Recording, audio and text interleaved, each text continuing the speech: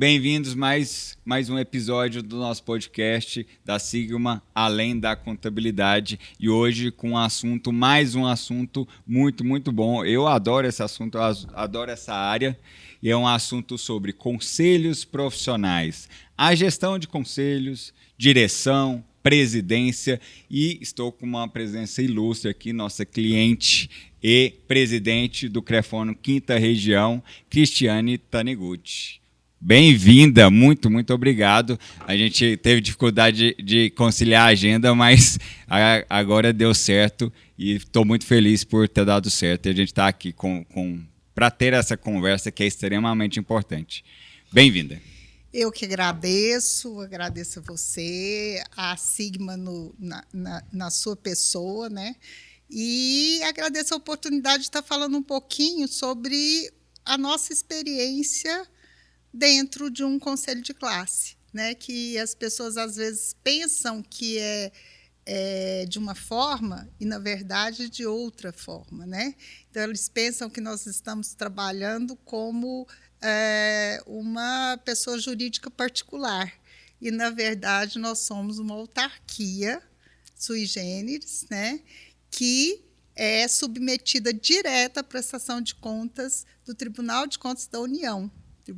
Na parte, a gente presta contas para o governo federal. Federal, é uma autarquia federal, exatamente. Tem que seguir as regras da contabilidade pública, né, lei de responsabilidade fiscal e etc., e o TCU que fiscaliza. Exatamente. Então, assim, você como presidente do Crefono, me diga uma coisa, a gente, assim, uma visão assim, que talvez os leigos que não têm proximidade disso, imagina que a presidência é algo tranquilo, é um status, é mais ali para fazer uma política da boa vizinhança, ajudar e conversar com os profissionais.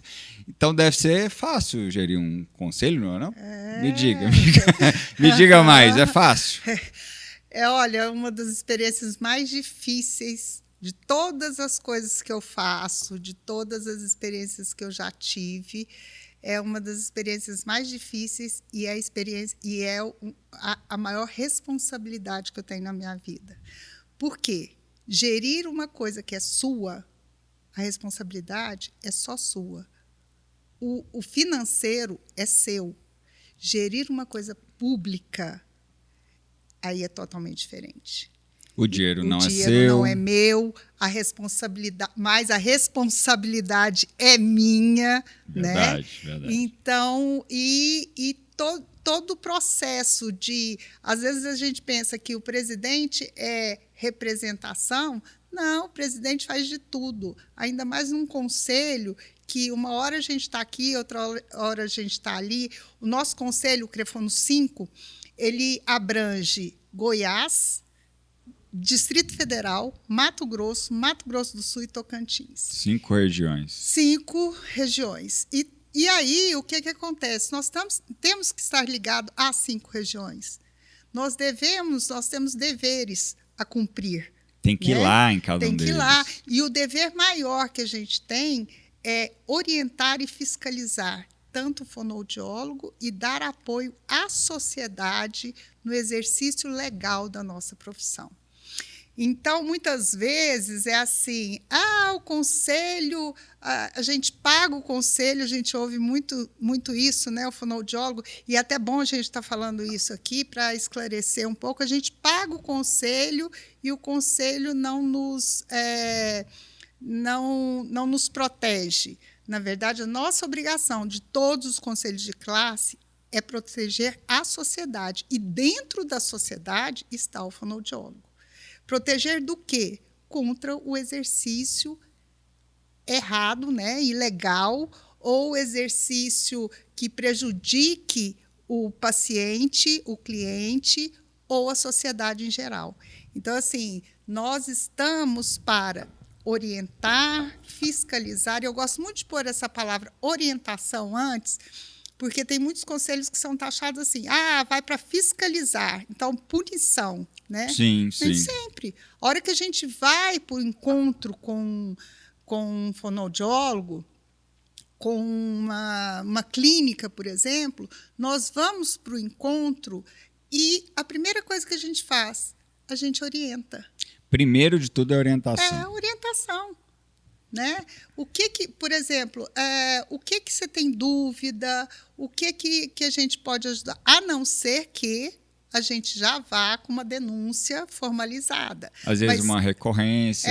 Exatamente. Mas, do contrário, nós vamos para orientar. E muitas vezes a gente é assim, muito bem recebido e sai assim, nossa, eu não pensei que fosse assim um encontro com o conselho. Sabe? Eu tenho orgulho de falar isso, que o nosso conselho regional, né, a nossa região, é a região dos conselhos, do sistema de conselhos de fonoaudiologia, é a região que mais orienta e fiscaliza no Brasil. É mesmo? Então, hoje a gente tem uma orientação e fiscalização sob a presidência do conselheiro Rogério Goulart, que é o nosso tesoureiro também. Então, a gente tem a orientação e fiscalização mais intensiva e precisa do Brasil.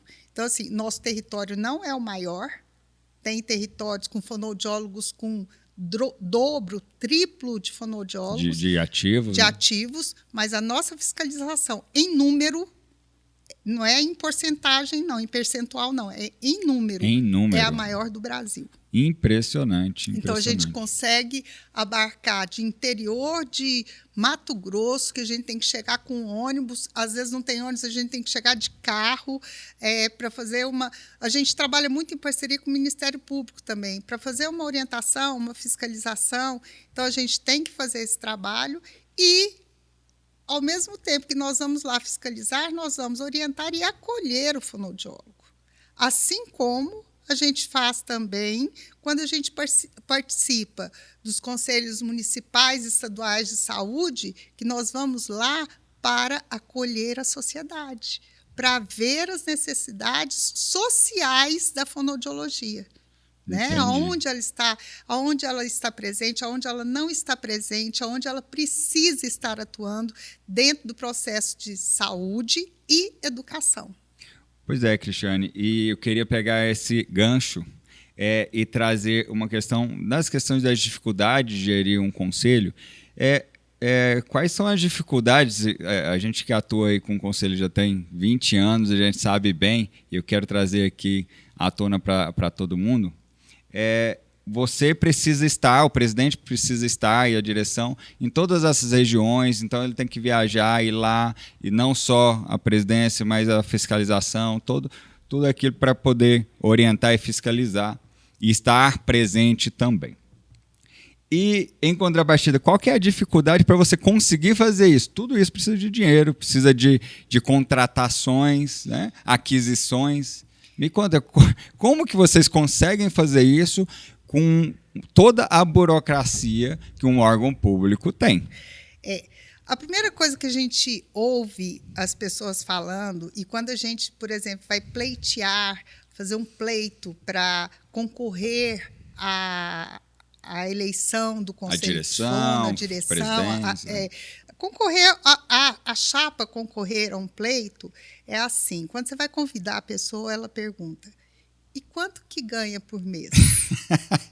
Eu vou começar aí para a gente, né? Não se ganha por mês. Não tem remuneração. Né? Então, nós não temos remuneração. Nem falar assim, o presidente, o tesoureiro, a diretoria tem remuneração. Não, nós não temos remuneração. O que a gente tem são verbas de representação. Verbas de representação que, se eu vou representar o conselho, eu tenho uma diária, se eu vou representar fora da cidade, mas, do contrário, remuneração, eu fico 3 horas por dia no conselho, eu ganho tanto por mês. Não existe isso. Nada. Não lá existe. Tá de graça. Nem pode, porque é um cargo honorífico. E o que acontece é que muitas vezes as pessoas falam assim, como é feito com o dinheiro? Gente, essa questão de contabilidade, que é o que a gente está falando aqui, né? Para mim é uma das questões mais importantes que nós temos no Conselho. Por quê? importante tanto para nós, que somos responsáveis junto aos órgãos, né, públicos, a prestação de conta. Vocês são responsáveis diretamente com o seu CPF. Exatamente. Então, assim, para quem não sabe, o conselho, todos os conselhos de classe, quem assina é o presidente e o diretor tesoureiro. Quando o presidente e o diretor tesoureiro assumem as contas, conta de banco, conta de gerenciamento, quando a gente assume essas contas, não é o CPF, não é o CNPJ do conselho. Quem avaliza o CNPJ do conselho são os nossos CPFs. Então, assim, se algo acontecer dentro da prestação de contas, se faltar um centavo, quem vai responder é o meu CPF e o CPF do diretor tesoureiro. Somos nós que autorizamos o pagamento de cada coisa. E aí, qualquer coisa que está fora da regra, às vezes foi contratado, correto, precisava, tal, contratou. Mas aí não seguiu o processo. Então, não foi dentro da legalidade. Vocês podem, como pessoa física, ter que devolver esse dinheiro. Né? Não, nós não podemos, nós temos que devolver. Então, assim, se eu fiz o risco é muito alto. Muito alto. Se eu fiz um contrato, por exemplo, de R$10, como um contrato de 1 milhão, nem se eu não tiver o patrimônio, eu tenho que... Se vira. Eu tenho que me virar. Né? Eu e o tesoureiro somos copartícipes dessa dívida do conselho. Né? Então, entendi. Isso para nós, e quando eu falo assim, dentro do conselho a gente tem várias áreas. Né? Então, a gente tem a diretoria, nós temos uma auditoria interna, que é a comissão de tomadas de contas, que é formada por conselheiros também, que não participam da diretoria.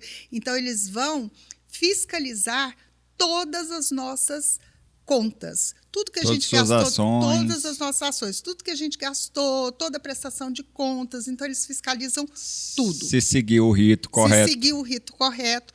Além desta fiscalização interna, né, que a gente fala, a gente tem uma fiscalização externa, que é o auditor do Conselho Federal, que ele vem e fiscaliza todas as nossas contas também. Então, a nossa comissão de tomada de contas, ela faz o monitoramento mensal. Sim. O Conselho Federal, ele vem e vai fazer esse monitoramento, ele vai fazer essa prestação, ele vai ver essa prestação de contas anual.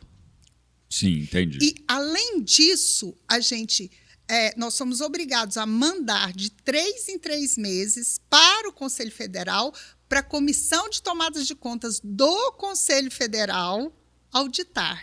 Então, nós passamos pela auditoria da Comissão de Tomadas de Contas do Regional, sobe para a auditoria mensal, sobe para a auditoria da Comissão de Tomadas de Contas do Conselho Federal, e aí, anualmente, nós temos uma auditoria externa ao Conselho Regional. Que é anual. Né? E eu queria te fazer uma pergunta. Onde as assessorias entram e quão importante essas assessorias para conseguir manter todos esses processos regulares, que conseguir fazer regularmente de forma correta? Nós temos, anualmente, a gente tem a previsão orçamentária. Né? Começa aí. Então, nós temos o que foi arrecadado no ano anterior. Dentro do que foi arrecadado no ano anterior, a gente faz a gente faz uma previsão de quanto vai entrar no ano subsequente. Então, por exemplo, nós já fechamos a nossa previsão orçamentária de 2025. Sim. O que a gente toma base? Do que precisou mais em 2024, das ações que nós vamos fazer em 2025, do que vai ser feito, das prioridades de 2025. Então, nós temos ali rubricas, né? Isso. Você faz um planejamento do que você quer fazer. Pega esse histórico e você faz um planejamento do que você quer fazer e tudo isso precisa replicar em números no orçamento. No orçamento. Porque então, se você não tiver orçamento orçado, então, se eu não quiser, pode fazer. por exemplo, fazer um grande evento, né? Vamos supor que eu queira fazer uma jornada. Sim. E eu resolvo fazer essa jornada, eu penso nessa jornada, eu falo assim, eu quero fazer uma jornada, eu estou em, por exemplo, fevereiro de 2025, estou ano que vem já. Sim. Chega no ano que vem, eu falo assim, eu quero fazer uma jornada daqui 3 meses. Tem previsão? Não, não tem. Eu não posso fazer. Porque não tem previsão. Porque a nossa previsão, nosso orçamento, com as nossas metas, foram traçadas em 2024. E é muita responsabilidade. É muita responsabilidade, porque a gente...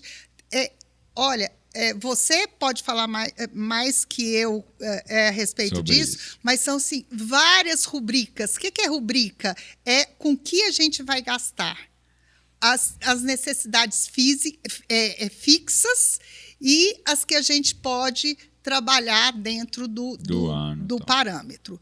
Nós temos uma resolução editada pelo Conselho Federal de Fonoaudiologia, que é o único conselho do Brasil, conselho de classe, que tem essa resolução. Nós temos a obrigatoriedade de gastar com a orientação e a fiscalização 20% da nossa arrecadação. Isso eu posso falar também com propriedade, que realmente é uma verdade. Nós fazemos contabilidade de conselhos, nós temos um núcleo especializado em conselhos e dedicado. Então, nós trabalhamos com conselhos não só de fonoaudiologia, mas biomedicina, educação física, serviço social, fisioterapia, não só na região centro-oeste, mas em outras regiões. Então, a gente sabe, porque a gente está em vários que realmente não tem nenhum outro. Assim, a nossa foi a primeira, e inclusive o TCU, o Tribunal de Contas da União, ele dá o exemplo do Conselho de Fono como o primeiro. E eu acho uma iniciativa importantíssima. O cerne da nossa existência é a orientação e fiscalização.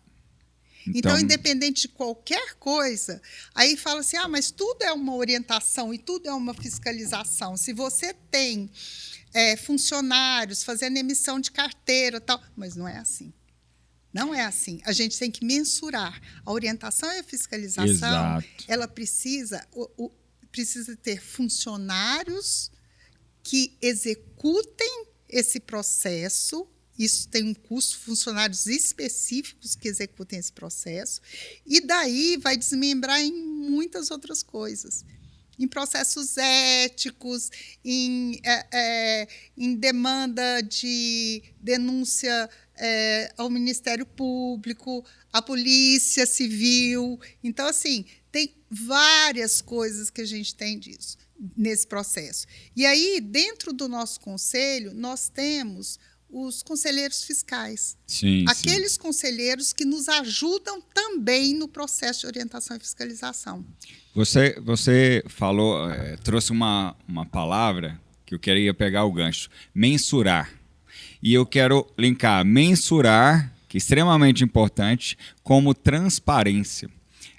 O TCU ele fiscaliza, ele vai orientando, ele é muito orientativo, inclusive, não só punitivo, mas que ele vem orientando, aconselhando, que seja mensurado e que traga isso de forma cada vez mais transparente. É importantíssimo, e aí uma das regras, uma das obrigações dos conselhos que veio do TCU é o portal da transparência, e que tudo tem que estar lá, a tempo e a hora, em tempo real. Eles falam, inclusive, na legislação, essa nomenclatura, em tempo real. Então, tudo que você adquire, gasta, faz pagamentos, todos os contratos, contratações, quadro de colaboradores, os seus valores, cargos, tudo tem que estar lá. Então, essa transparência. Então, quando a gente fala, e o Fono teve essa iniciativa e definiu e obrigou 20%, está trazendo, primeiro, uma responsabilidade que vocês entendem que é extremamente importante. Então, é uma iniciativa muito, muito nobre, muito importante, e que isso traz também um reflexo lá nos números e na mensuração e na transparência que, de fato, isso está acontecendo. Então, nos documentos e nos relatórios contábeis e nos seus fechamentos, esse número vem lá demonstrado e transparente para toda a sociedade. A gente tem um portal de transparência e aí também entra a nossa contabilidade, né? Entra o seu trabalho, o trabalho da sua empresa dentro do conselho. A gente tem o portal da transparência, está dentro do nosso site, do Crefono 5. Então, tem portal da transparência e descrito. E o que a contabilidade faz? Ela lança, vocês lançam em tempo real o que a gente está gastando. Então, se abrir lá o portal da transparência, ele tem que estar na contabilidade o que está entrando e o que está saindo. Então, assim, foi pago em uma contratação de assessoria contábil, tanto. Aí, aquele tanto foi pago. Ok, está lá no portal de transparência. Ele foi pago por como?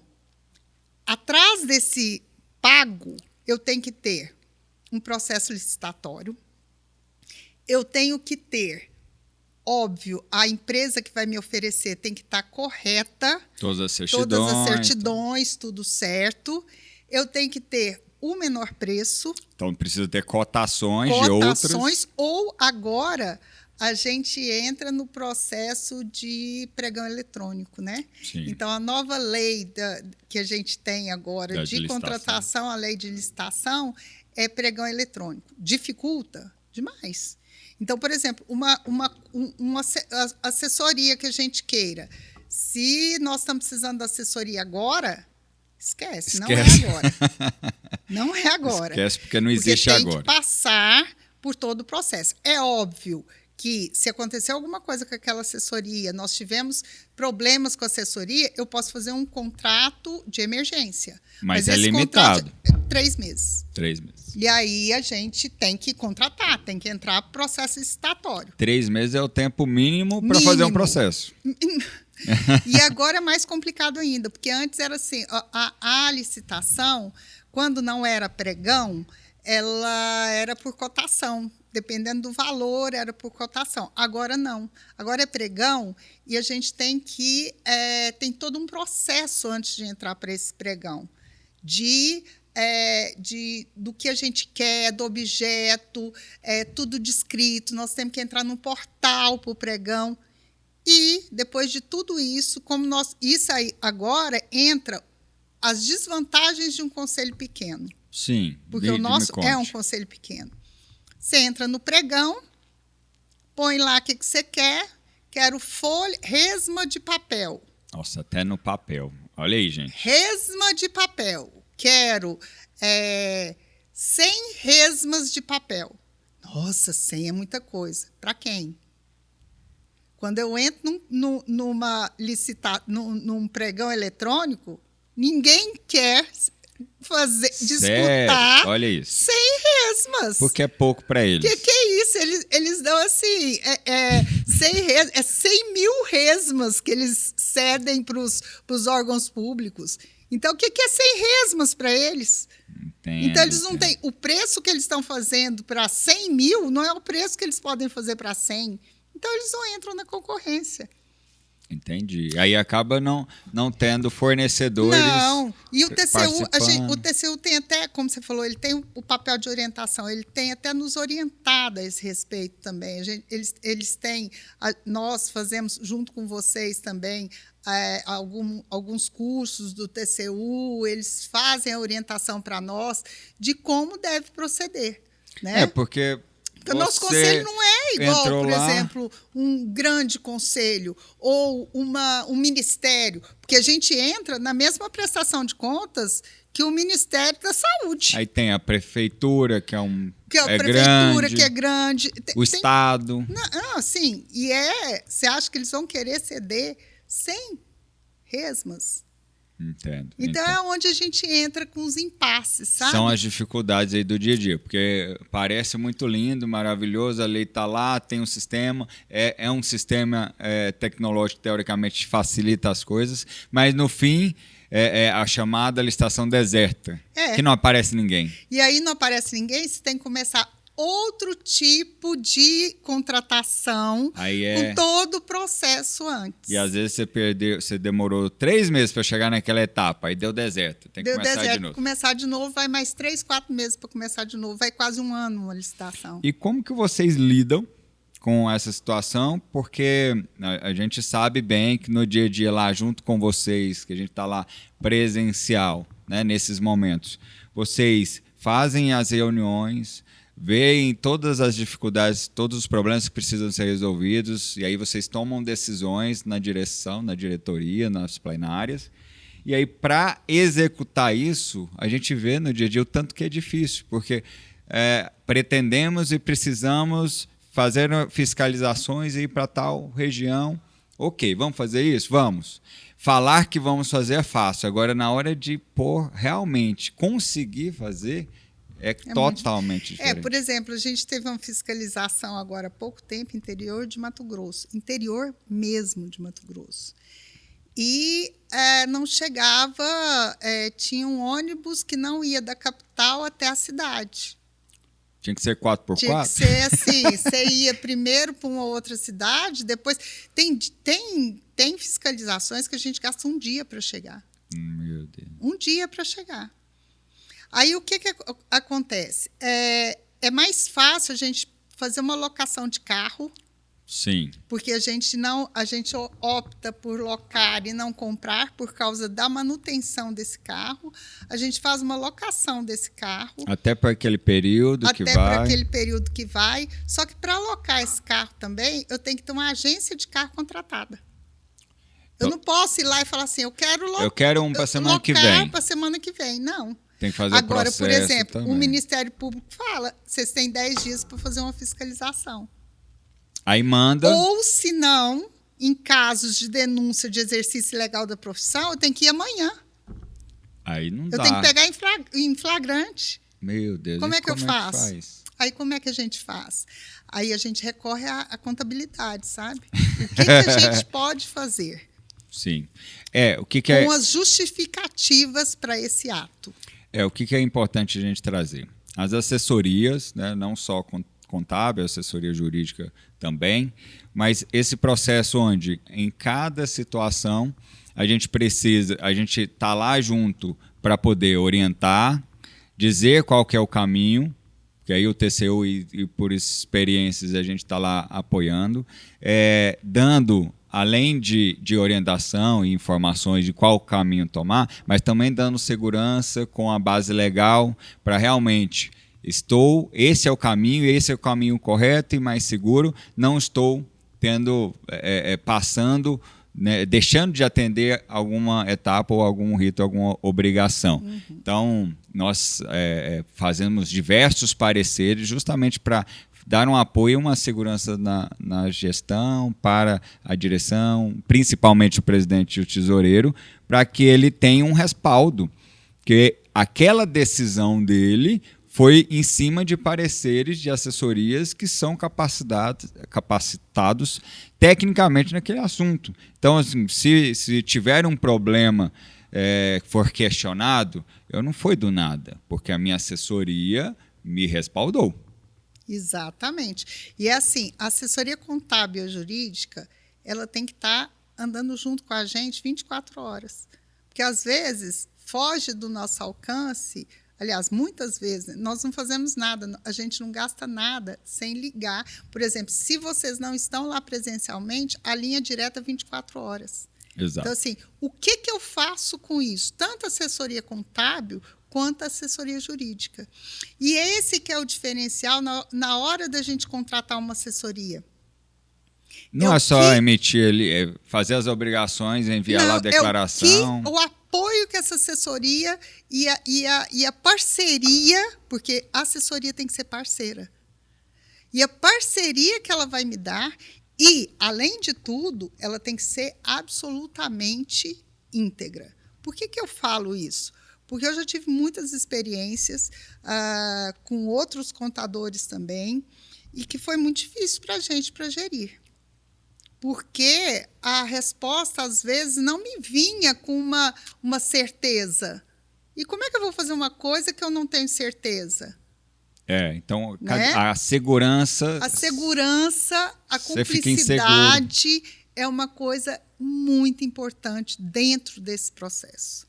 Então, assim, hoje eu digo, não é porque eu estou aqui falando com vocês, mas se eu estou aqui falando com vocês, é porque o trabalho de vocês me atende ao conselho muito. Eu falo, me atende porque, assim, vocês estão me resguardando também enquanto pessoa física, enquanto CPF, né? Então, se eu estou aqui hoje falando, é porque eu tenho vocês têm credibilidade dentro do trabalho de vocês.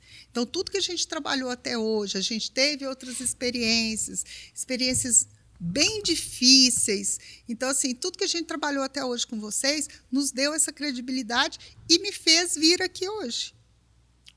Que bom, que bom. Fico muito feliz e que é o reconhecimento e é uma gratidão muito grande, porque a gente trabalha, temos 20 anos trabalhando com conselhos e é todo dia a gente buscando melhorar, buscando as soluções realmente. Então, eu gosto muito de repetir a palavra assessoria. É assessoria contábil.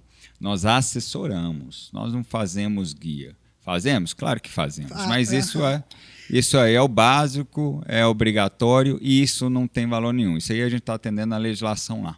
Mas a assessoria para dar uma segurança de fato, para que todas as ações que o presidente, a direção está tomando, ele está no caminho correto e que ele não está correndo o risco de ser acionado judicialmente porque ela tomou uma decisão que é indevida. Exatamente. Que é realmente muito arriscado. E é muito importante isso para nós. Então, assim, para a gente ter uma ideia, a nossa previsão orçamentária é feita em parceria com a contabilidade. Às vezes, a contabilidade, a assessoria contábil, manda mais do que a gente.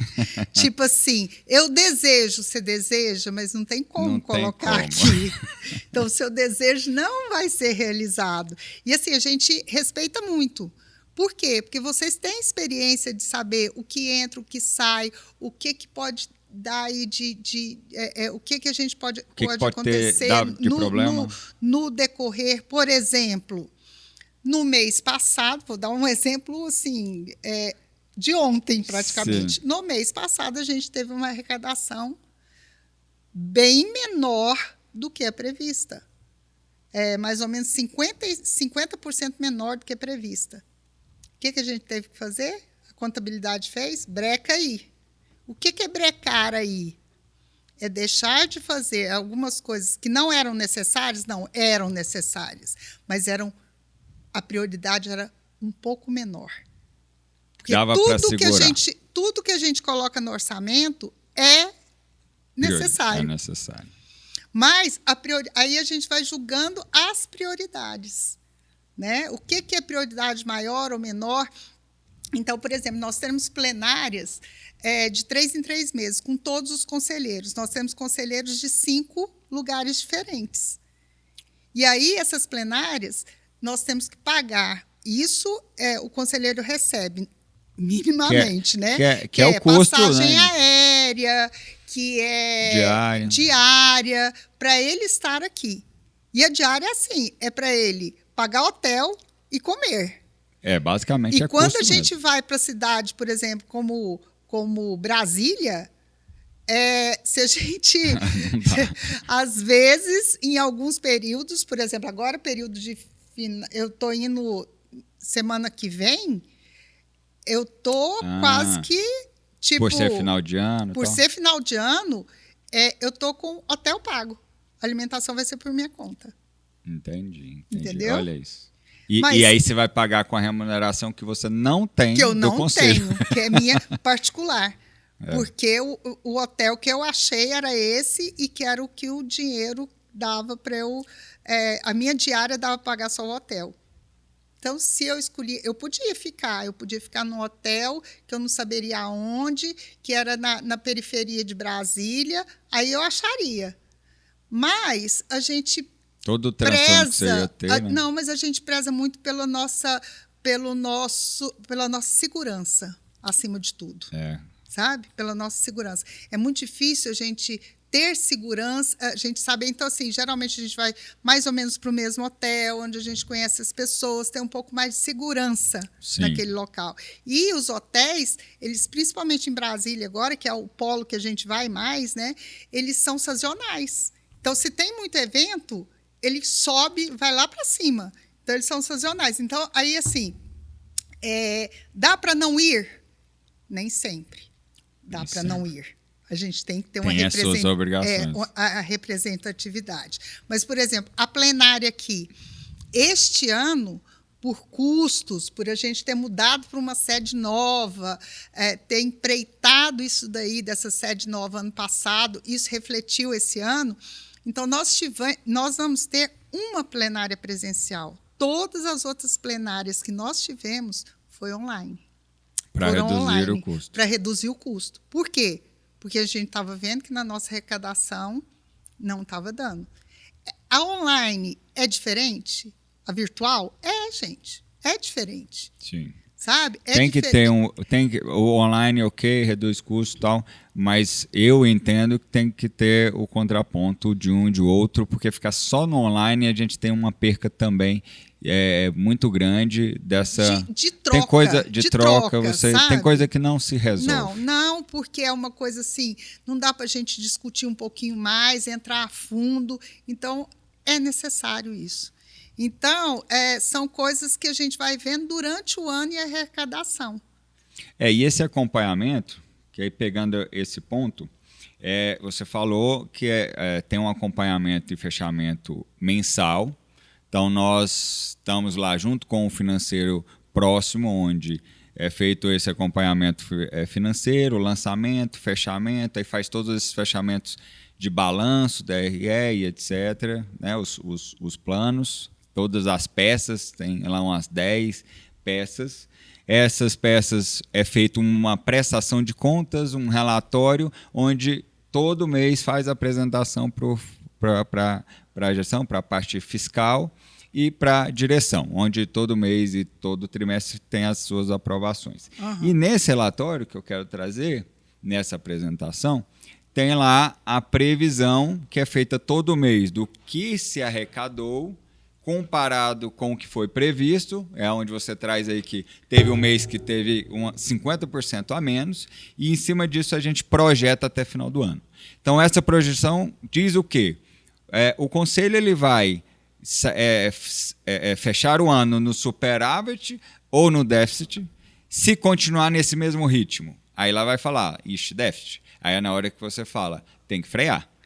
Porque você tem que fazer se escolhas. For no déficit, faltou dinheiro, eu vou tirar da onde? Exato. Né? E a responsabilidade, né, da direção e da presidência, o Conselho ele não pode dar déficit.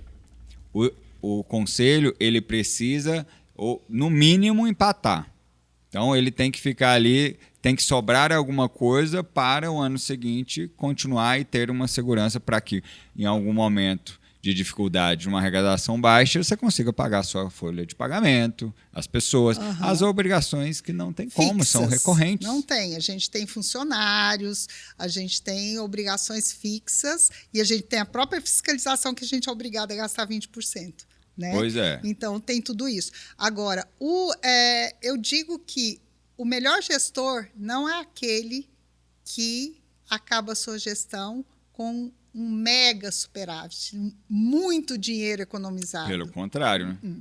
A gente faz com que a gente fique com caixa, com um superávit, o mínimo possível que a gente possa ficar para ter segurança. Só que a gente procura ter o gasto. Por quê? Por que ter o gasto? Porque nós estamos ali, se puder fazer ações até o último dia do ano com fiscalização, com orientação, nós vamos fazer. Você falou uma coisa muito importante, que eu acredito que muita gente não consegue perceber, tem essa percepção desse lado, que é um outro lado. Não pode ter déficit. A arrecadação do ano tem que dar para pagar as contas do ano. Exato. Ok, Beleza. Mas o outro ponto é ter muito superávit. Tem um indício, tem uma colocação que o TCU fiscaliza muito, é que a gestão não está agindo, não está trabalhando. Então, se sobrou muito, provavelmente não esteja fiscalizando. E é obrigação daquele conselho fiscalizar, não é? Então, o dinheiro lá que está sobrando demais, o TCU ele pode acionar judicialmente e criminalmente a gestão, a direção, por não estar agindo, por não estar fazendo o trabalho do conselho. Então, tem os dois lados. A política de inadimplência, por exemplo, de não fiscalizar, de não cobrar, de não notificar, de não escrever em dívida ativa, tudo isso o não fazer, o não agir, pode trazer problemas para a direção, porque ela não está fazendo o papel dela. E, como você mesmo disse aí, é o presidente e o tesoureiro, principalmente, que são acionados na pessoa física. Por quê? Porque os dois que estão lá responsáveis em gerir não estão atuando. Isso não quer dizer que todos os conselheiros são responsáveis pela gestão, né? Então, tem uma corresponsabilidade aí, só que eles não entram civilmente respondendo pelo conselho. Né? Quem assina mesmo são vocês dois. A parte de assinatura mesmo, de CPF, é a minha e do tesoureiro que estão ali fazendo a vez. E aí assumindo tudo. E é por isso que a gente tem que confiar nas nossas assessorias. É muito importante ter essa confiança. Inclusive, é uma questão que as assessorias é um trabalho, é uma assessoria que depende muito da confiança. É um cargo de confiança. Né? Olha, a gente está no macro, a gente está falando de previsão orçamentária. Certo? Sim. Só que nós temos impostos fixos a pagar todos os meses. Eu sei quais são esses impostos? Não, eu não sei. Eu, Cristiane, eu formei em fonoaudiologia. É o grande problema dos cursos que não são... que as formações são da área de saúde, são completamente diferentes de uma formação administrativa, né? De humanas. E aí eu não sei o que eu vou pagar. Você pode até me listar o que eu vou pagar, mas eu não sei. Aí, por exemplo, tem um DARF, um GPS. GPS, que são impostos que a gente tem que pagar. Ok. A contabilidade emite e a gente paga. E se a contabilidade deixar de emitir, por exemplo, 15 mil de DARF e GPS? Isso, gente, são coisas que o Conselho não pode pagar multa. É proibido pagar multa. É proibido. Bem lembrado. E se for pagar multa, quem pagou atrasado ou quem foi o responsável tem que se responsabilizar por essa multa. E aí mas o assessor, a contabilidade não se responsabiliza. Não é o funcionário que está checando. O funcionário não viu, a dívida ficou, essa dívida talvez seja vista lá no final do ano. E aí? Aí o tanto de juros e multa que correu. Exatamente. Pois é, então conte aqui pra gente, conte para quem está nos assistindo, quem é que paga então? O conselho não pode pagar? Não. E o que acontece com isso? O que faz? O que faz?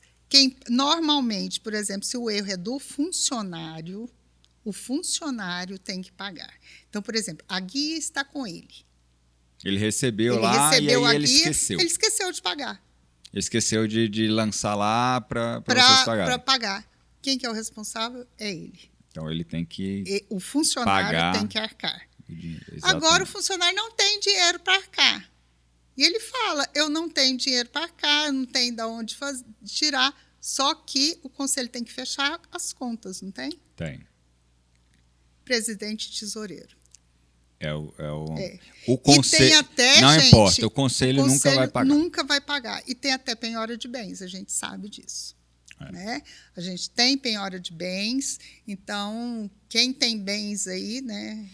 Então, e são problemas de todas as esferas. Eu vou trazer um exemplo aqui de um conselho que ele, nos fechamentos contábeis lá, teve uma classificação de um gasto errado. Foi numa rúbrica errada, os valores que estavam lá no ativo estavam, que inclusive eram valores a receber ou a identificar, não estavam claros lá na contabilidade, tinha esses valores lá e estavam equivocados. Não tinha o seu detalhamento correto. O conselho ele foi autuado em mais de R$100 mil. Aí o conselho, só para vocês entenderem o funcionamento, o conselho vai lá e paga o valor e ele é obrigado, o TCU obriga ele a ir na pessoa, então na pessoa do presidente do tesoureiro, fazer a cobrança judicial. Quer dizer, primeiro administrativo, depois judicial se não for pago. Então aí vem as penhoras. Se não tem dinheiro, alguma coisa vai atrás. E eu ainda digo Carro. mais. Por exemplo, eu não estou pondo só em risco o meu CPF, eu estou pondo em risco o patrimônio da minha família. Com certeza. Porque quando eu estou com o CPF lá e eu tenho, por exemplo, bens meu e do meu marido, eles não querem saber. Eles vão entrar no bolso. Eles vão entrar. Entendeu? Então, assim, esse negócio da gente não pensar nas responsabilidades, só eu respondo. Não, isso aí vai além. Vai além. Vai além. Por quê? Porque a sua família, o seu marido, principalmente, ele pode ser corresponsável, dependendo dos bens que estiver no nome dos dois. Isso deve gerar um dia ou outro umas insônias da vida, não? Então, você tem que estar muito sincronizado. Primeiro que para a gente ocupar esse cargo, isso a gente tem que abdicar um pouco da família. Isso, sem dúvida nenhuma. É um sacrifício muito grande, não é? Sem dúvida, porque assim, hoje eu estou aqui, amanhã eu tenho que ir com urgência para algum lugar. Então, assim, não só da família, mas assim, a nossa profissão também fica um pouco prejudicada. O nosso dia a dia profissional fica um pouco prejudicado. E aí eu ganho o que eu trabalho. Eu não ganho o que eu faço no conselho. Então, assim, tem que ter. Aí o povo fala assim, então por que você fica no conselho? Gente, assim. Depois que você começa o processo do conselho, é uma atividade que, para quem gosta de gerenciar, para quem gosta dessa parte... De servir, é fascinante. Para quem é apaixonado na profissão, é assim, semana que vem eu vou para uma Conferência Nacional de Saúde de levantar bandeirinha. De falar, tal, defender. E assim, sabe, defender a profissão. E, Cristiane, alguém tem que fazer, né? Alguém tem que fazer. E muitas pessoas criticam e falam assim, são sempre os mesmos. Tal. Eu não quero que sejam sempre os mesmos. Eu acho que a gente tem que renovar. Sim. Só que as pessoas têm que ter coragem para renovar. E para abdicar, né? Exato. Então, por exemplo, eu vou ficar agora 12 dias fora de casa. A gente tem que conversar com a família, né? Olha, e falar, eu já passei dessa fase de filhos, então tem que chegar para o marido e falar assim, me esquece 12 dias. 12 dias você não vai poder contar comigo. E eu vou ter que contar com você em casa no que eu faço. Sim. Ele no que ele faz e assumir as minhas funções. Então, assim, até isso, o conselho é até isso. Sim. Né? Até a gente ter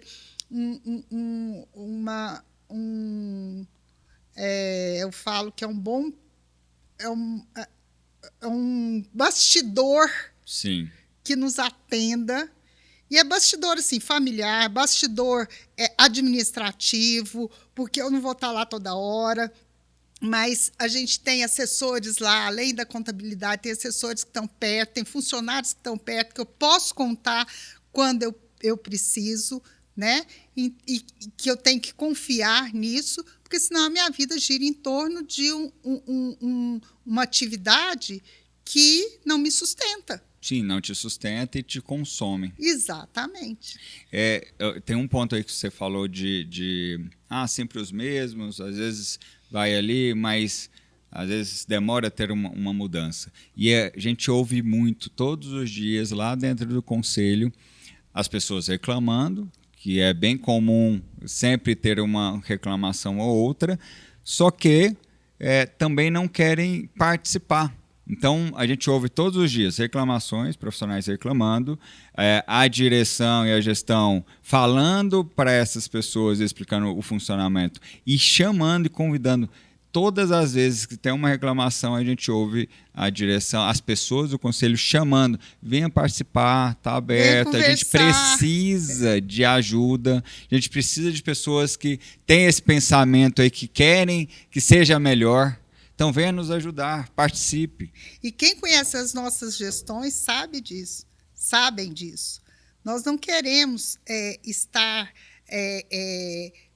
a gente sempre procura fazer novos conselheiros, convidar novas pessoas, pessoas que estão formando mais recém-formados, para que eles tenham gás para seguir aí, quem tem esse perfil administrativo. Então, assim, a gente sempre tem feito isso nas últimas gestões. Para quê? Para que a gente construa novos conselheiros, porque conselheiro, ele não brota. Conselheiro, ele tem que ser construído. Construído como? Eu vou no seu palpite? Não, ele tem que conhecer. Porque é muito, assim, as pessoas não conhecem o funcionamento, é muito difícil. Não é só administrativo, é político também, tem que ir lá dentro. Não é só administrativo, é político. Então, a hora que você toma uma decisão, aquela decisão ela pode politicamente implicar o nome do seu conselho na sociedade. Isso entendeu? Eu acho que é o mais perigoso e o mais importante, então, assim, tomar cuidado. Não são só decisões administrativas, são decisões políticas. Quando eu faço uma decisão que eu quero ser contra, que o conselho é contra cursos de EAD de saúde, isso Sim. é uma posição política. Com certeza. E essa posição política ela tem que estar embasada. Ela tem que ser uníssona, ou pelo menos a maioria das pessoas pode ser pensarem. Simplesmente por interesse. Não pode ser simplesmente porque eu quero. De um ou de outro. Então, às vezes, eu tenho que defender coisas que nem sempre eu quero. Porque eu não estou defendendo o que a Cristiane quer. Eu estou defendendo o que é melhor para o conselho. Para a sociedade, para os profissionais.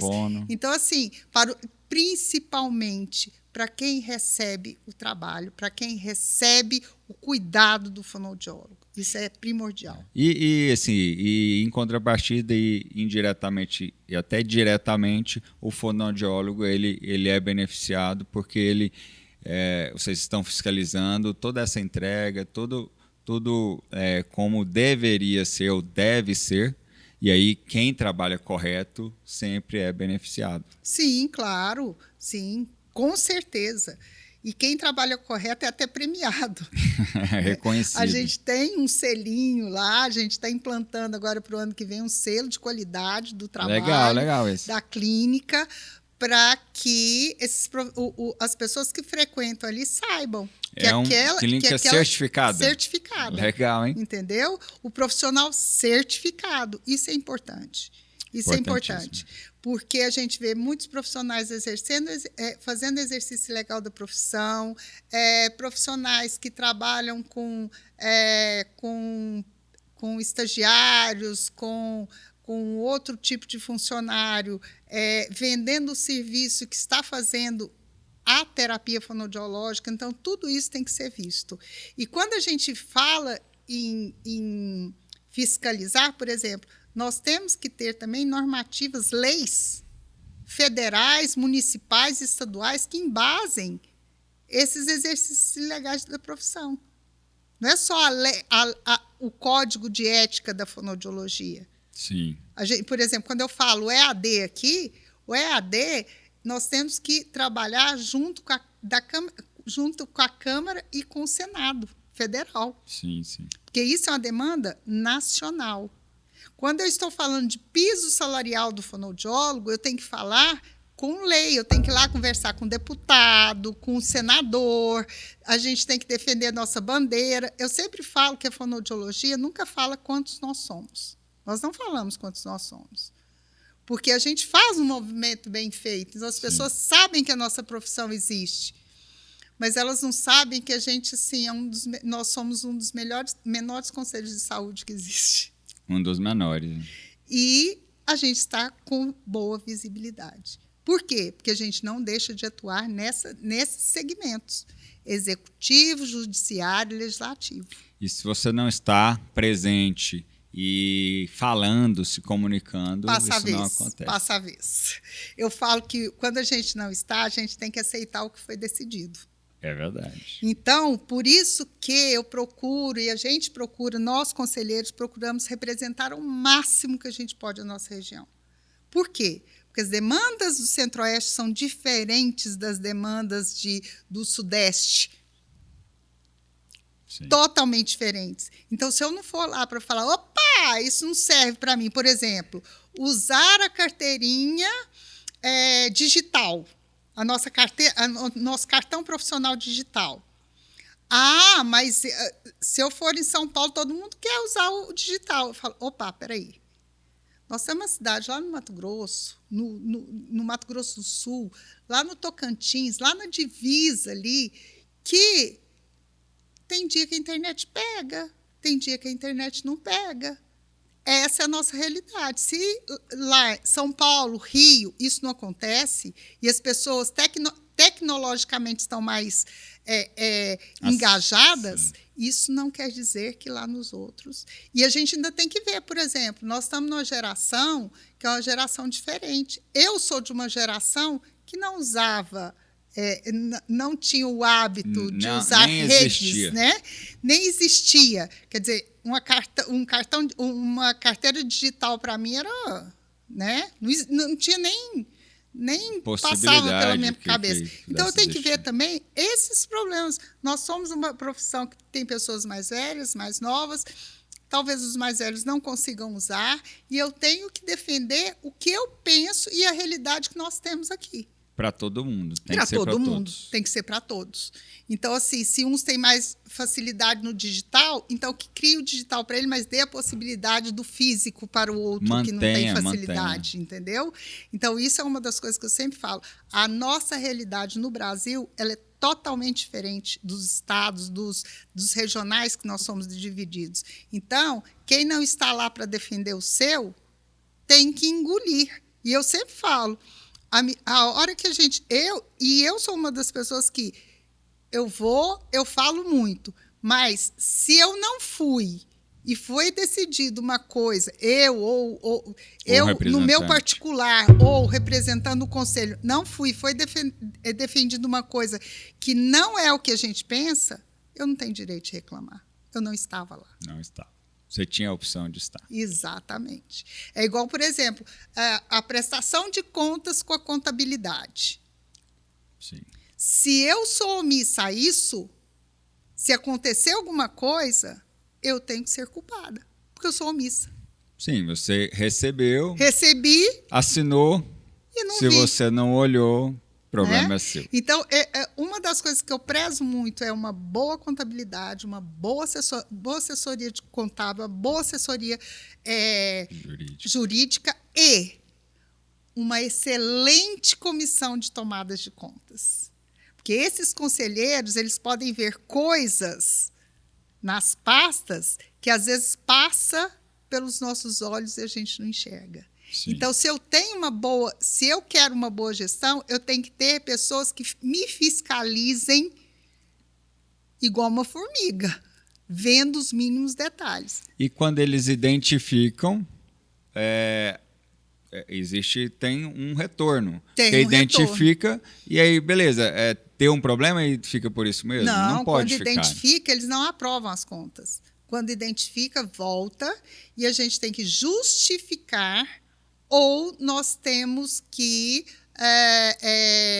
normalmente, justificar ou cancelar, assumir o erro e pagar da forma que tem que ser feita. paga ou refaz, se tiver jeito de refazer. Exatamente. Então, já ficou o apontamento ali. Precisa ter uma evolução para não acontecer de novo, inclusive. Sim, claro. Isso aí os erros fazem com que a gente tome mais cuidado em cada erro que a gente comete. Né? Aprendendo todos os dias com esses erros. Exatamente. Sensacional, sensacional. Muito, muito, muito bom essa conversa. Fico muito feliz por ter dado certo. E aí a gente tem muita informação aqui. Eu tenho certeza que vai ajudar muita gente pelo menos a conhecer, a saber toda essa dinâmica, como que funciona, pelo menos superficialmente, e poder contar cada vez mais com os conselhos. Estar mais presente, entender ali, ser mais companheiro, e poder ajudar, porque é obrigação e é responsabilidade de todos, de toda a sociedade. Claro. Então, muito obrigado, Cristiane, pela presença, por ter vindo, tirar um tempo que eu sei que é corrido, tem um monte de coisas para fazer, mas que bom que deu certo, tá? Muito obrigado pela sua presença. E eu que agradeço a confiança e a parceria que nós temos no Conselho. A Sigma tem sido realmente uma parceira de extrema confiança, que a gente confia, que a gente realmente entrega a nossa vida financeira. Você entrega seu CPF. Meu CPF na mão da Sigma, né? Então, assim, eu também quero agradecer por estar aqui hoje e poder colaborar um pouco e mostrar esse outro lado do conselho, né? De ser conselheiro, de ser um agente público que sem fins lucrativos. Sim, que trabalhando aí para a sociedade, exatamente, né? Não para você mesmo. Exatamente. Não, muito bom. Estou muito feliz. Muito obrigado mais uma vez. Pessoal, obrigado. Espero que ajude muito cada um, pelo menos ter essa visão do que é um conselho, do que é toda essa dificuldade, né? Quais são as dificuldades de fato, tá? Então, comente, fale aí o que te ajudou, o que você gostou, tá? Muito obrigado, nos sigam e até a próxima. Pronto. Pronto? É isso aí. E aí?